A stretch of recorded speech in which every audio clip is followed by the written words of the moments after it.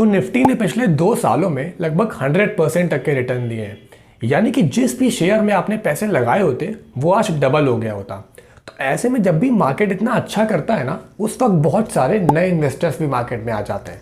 तो प्रॉब्लम ये है कि उन्हें कोई गाइड करने वाला नहीं होता है, उन्हें कोई ये बताने वाला नहीं होता है कि वो किस माइंडसेट के साथ इस मार्केट में आ सकते हैं और ऐसी कौन कौन सी इन्वेस्टिंग मिस्टेक्स हैं जो कि वो करने से बच सकते हैं। तो मेरा नाम है गगन कजवानी और आज के इस वीडियो में हम लोग बात करेंगे ऐसी 5 फाइनेंशियल मिस्टेक्स के बारे में जो कि आप करने से बच सकते हैं। तो बिना किसी देरी के सीधे चलते हैं पहली मिस्टेक की तरफ।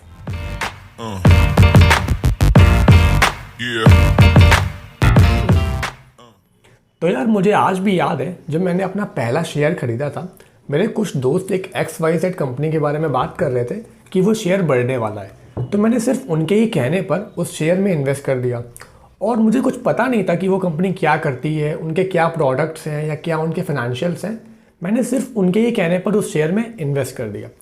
तो वही हुआ जो कि हर बिगिनर के साथ होता है। मैंने 2 महीने के बाद उस शेयर को 20% लॉस में बेचा।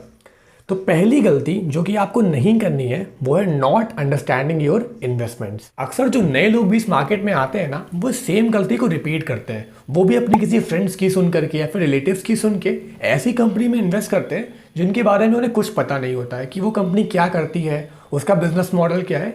हालांकि आपको सिर्फ और सिर्फ उन्हीं कंपनीज में इन्वेस्ट करना है जिनको आप अच्छे से समझते हैं, जिनके प्रोडक्ट्स को आप यूज़ करते हैं।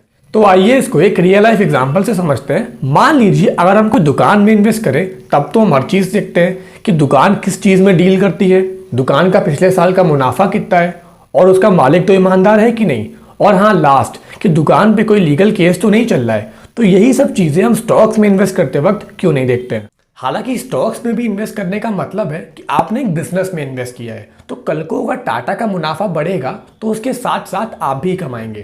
तो एज अ इन्वेस्टर आपको कहीं भी इन्वेस्ट करने से पहले अपनी इन्वेस्टमेंट को वेल रिसर्च करना है और उसी कंपनी या स्टॉक में इन्वेस्ट करना है जिसको आप अच्छे से समझते हैं। अब जो दूसरी गलती हम करते हैं वो है डोंट डाइवर्सिफाई। अब जितने भी पैसे हमारे पास होते हैं ना, वो हम सिर्फ एक सिंगल स्टॉक में लगा देते हैं। अब अगर हमारी किस्मत अच्छी होती है तो हमें कुछ ठीक ठाक रिटर्न्स मिल जाते हैं, लेकिन जो मोस्ट ऑफ द टाइम्स होता है, अगर उस स्टॉक में कोई प्रॉब्लम आ गई तो हमें बहुत ही बड़ा लॉस बियर करना पड़ता है और कई बार तो हमारा आधा कैपिटल भी वॉश आउट हो जाता है। तो इसके लिए एक बहुत ही बेसिक रूल है, never put all your eggs in a single basket. मतलब कि जितनी भी आपकी इन्वेस्टमेंट है वो सब आपको किसी एक स्टॉक में नहीं लगानी है। अब आपको यहाँ पे करना क्या है कि आपको अपने पोर्टफोलियो को 12 से 15 उन स्टॉक्स में इन्वेस्ट करना है जिनको आप अच्छे से समझते हैं। अब कुछ लोग यहाँ पर कहेंगे कि हमने ना अभी अभी इन्वेस्टिंग स्टार्ट करी है तो हमारे पास ज़्यादा पैसे नहीं है, या फिर अभी हम ज़्यादा पैसे इन्वेस्ट करना नहीं चाहते हैं तो हम कैसे अपने पोर्टफोलियो को डाइवर्सिफाई कर सकते हैं। तो ज़रूरी नहीं है कि आपको फर्स्ट डे से ही सारे अपने पोर्टफोलियो को डाइवर्सिफाई करना है। जैसे आपके पास पैसे आते रहें, आप धीरे धीरे अपने पोर्टफोलियो को बिल्ड कर सकते हैं। और दूसरी गलती जो हम एज अ बिगिनर करते हैं कि हमने डाइवर्सिफाई करने के लिए कपल ऑफ कंपनीज में तो इन्वेस्ट किया होता है, लेकिन जो हमारी मेजॉरिटी ऑफ होल्डिंग्स होती है 8 से 10 कंपनीज वो सेम ही सेक्टर में होती है। तो कल को अगर उस सेक्टर में स्लो डाउन आ जाए या फिर और कोई प्रॉब्लम हो जाए फिर तो हमारा डाइवर्सिफाई करने का क्या ही फायदा, हमने तो अपने रिस्क को मैनेज ही नहीं किया है। आपको इन्वेस्टमेंट को एज अ क्रिकेट टीम देखना है। अब चाहे विराट कोहली जितना भी अच्छा बैट्समैन हो, अगर सारे ही खिलाड़ी विराट कोहली ही हो जाएंगे तो फिर बॉलिंग कौन करेगा, विकेट कीपिंग कौन करेगा, और शायद वो टीम कभी जीत ही ना पाए। अब आप आरसीबी को ही देख लीजिए, आरसीबी आज तक कभी भी आईपीएल नहीं जीत पाई है, जबकि उनके पास विराट कोहली, क्रिस गेल और एबी डिविलियर्स जैसे दुनिया के बेस्ट बैट्समैन हैं, क्योंकि उनके टीम के अंदर वो बैलेंस नहीं है। उनकी टीम के पास वो डाइवर्सिफिकेशन नहीं है between good bowlers and good batsman. और वहीं मुंबई इंडियंस लगभग 5 बार आईपीएल जीत चुकी है क्योंकि उनकी टीम में वो बैलेंस है, वो डाइवर्सिफिकेशन है between good bowlers and good batsman. तो शायद इसीलिए मुंबई इंडियंस इतना अच्छा कर पाती है। तो आपको भी मार्केट में 10 से 15 खिलाड़ियों की वो टीम बनानी है जो कि डिफरेंट सेक्टर से हों, जैसे कि IT sector, FMCG, pharma etcetera. और किसी भी सेक्टर पे चाहे आप कितने भी बुलिश हों, आपको अपने पोर्टफोलियो का 25% से ज़्यादा इन्वेस्ट नहीं करना है। और तीसरी मिस्टेक है इन्वेस्टमेंट विद रॉन्ग माइंडसेट। अब जब भी हम मार्केट में नए नए आते हैं ना, तो हम उस दोस्त को देख के आते हैं जो कि हमें बताता है कि कैसे उसने मार्केट में 2 महीने में जो शेयर लिया था आज उसका बहुत दोगुना हो गया है। तो हम भी ये सोचते हैं कि हमें कोई ऐसा मैजिकल शेयर मिल जाए जिसका भाव 10 गुना या 20 गुना हो जाए, जिसके लिए हम टेलीग्राम पर बहुत सारे चैनल्स को फॉलो करते हैं जो कि हमें डेली बताते हैं आज ये शेयर खरीदो कल उसको बेचो। अब आप खुद ही सोचिए, जिसको ये पता होगा कि कल क्या होने वाला है वो खुद ही पैसे नहीं कमा लेगा। हालांकि ये सिर्फ इक्विटीज़ के साथ ही है कि हमें बहुत जल्दी अमीर बनना है। कल को अगर हम कोई रियल एस्टेट में इन्वेस्ट करेंगे या अगर हम कोई घर लेंगे तो उसमें हम नहीं सोचते हैं कि एक महीने में जैसे डबल होगा मैं सब बेच दूंगा उसको, तो बल्कि हम लॉन्ग टर्म के लिए होल्ड करते हैं। तो ऐसे ही आपको स्टॉक्स को भी लॉन्ग टर्म के लिए होल्ड करना है। अब वॉरेन बफे को देख लीजिए, जो कि दुनिया के सबसे महान इन्वेस्टर्स में से एक है। उनका भी अगर पोर्टफोलियो में आप रिटर्न देखेंगे तो वो है 19%। तो अगर आप 15% का भी रिटर्न अपने पोर्टफोलियो में हर साल ले आते हैं तो आप लॉन्ग टर्म में 10 साल या 20 सालों में बहुत ही अच्छा कॉर्पस बिल्ड कर सकते हैं। अब हमने ये तो बात कर ली कि हमें किस माइंडसेट से दूर रहना है। अब ये बात करते हैं कि हमें कौन सा माइंडसेट लेके मार्केट में आना है। तो पता है ना, मैं एक बुक पढ़ रहा था साइकोलॉजी ऑफ मनी, जिसमें कि एक मैकेनिक था। अभी 2014 में जब उसकी डेथ हुई तो उसके पोर्टफोलियो की वैल्यू थी $8 मिलियन।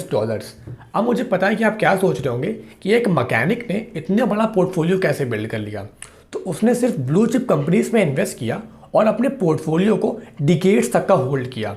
लेकिन यार हम क्या करते हैं, जैसे ही शेयर हमारा 5% या 10% बढ़ता है तो हम उसको बेच देते हैं। हम उसे 10 गुना या 20 गुना होने ही नहीं देते हैं। अब कुछ लोग यहाँ पे कहेंगे कि शेयर का भाव नीचे भी तो आ सकता है।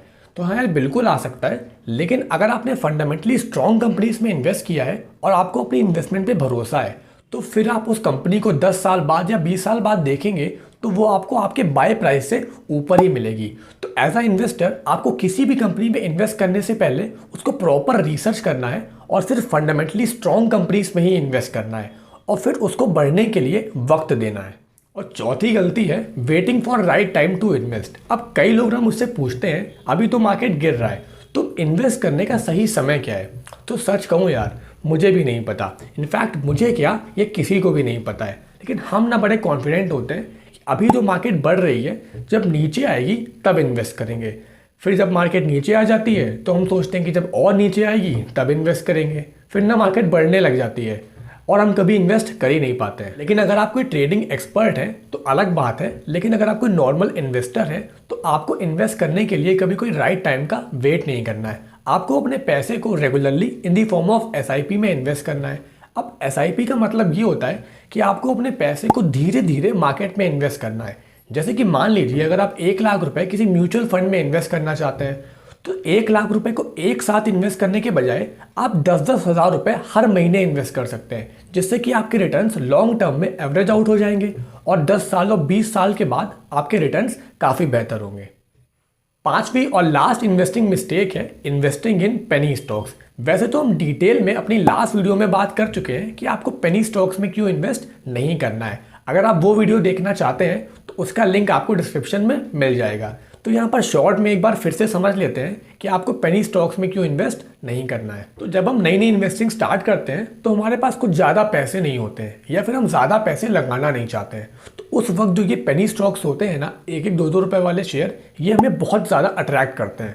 तो हम ये सोचते हैं कि टाटा या HDFC के शेयर तो इतने ही महंगे हैं और ये कितने ही बढ़ जाएंगे, इससे अच्छा मैं पेनी स्टॉक्स ले लूँ। तो अगर गलती से ये 2 गुना भी हो गया तो मेरा पोर्टफोलियो डबल हो जाएगा। लेकिन पेनी स्टॉक्स के डबल होने के चांस उतने ही हैं जितना अगले साल RCB के IPL जीतने के हैं। आपको पेनी स्टॉक से तो दूर ही रहना चाहिए और कुछ क्वालिटी कंपनीज लेने पर फोकस करना चाहिए। तो आई होप हमेशा की तरह आपको ये वीडियो भी इन्फॉर्मेटिव लगी होगी। तो अगर आपको ये वीडियो अच्छी लगी हो तो आप इसको लाइक कर सकते हैं और अपने दोस्तों के साथ शेयर कर सकते हैं। तो मैं मिलता हूँ आपसे नेक्स्ट वीडियो में। Thank you so much.